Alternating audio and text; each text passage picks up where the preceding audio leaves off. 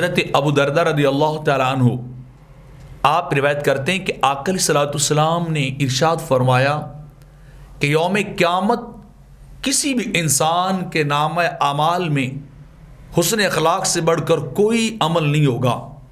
حسن اخلاق سے اعلیٰ اور وزنی کوئی عمل جو ہے وہ نہیں ہوگا. اور میرے آقا فرماتے ہیں کہ حسن اخلاق والا شخص اپنے حسن اخلاق کی وجہ سے نماز پڑھنے والوں اور روزہ رکھنے والوں کے درجے کو پا لیتا ہے. ان کے برابر اللہ اسے بھی اجر عطا کرتا ہے کہ وہ شخص جس نے ساری رات سجدے کیے ہوں اور دن کو روزے رکھے ہوں. میرے آقا فرماتے ہیں ایک اچھے اخلاق والا شخص، اچھی گفتگو، اچھے رویے والا آدمی، ایک میٹھے بول بولنے والا آدمی، اچھی گفتگو کرنے والا آدمی ان کے درجوں کو پا لیتا ہے، ان کے برابر ہو جاتا ہے. جس کا حسن اخلاق بہتر ہو وہ نمازوں والوں کے برابر درجہ پائے گا.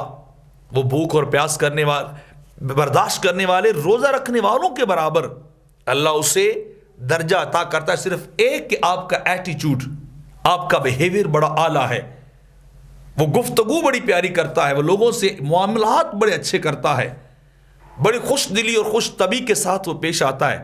تو لوگوں کے ساتھ حسن اخلاق سے پیش آنا، خوش طبعی کے ساتھ پیش آنا، یہ اللہ رب العزت کو بڑا پسند ہے.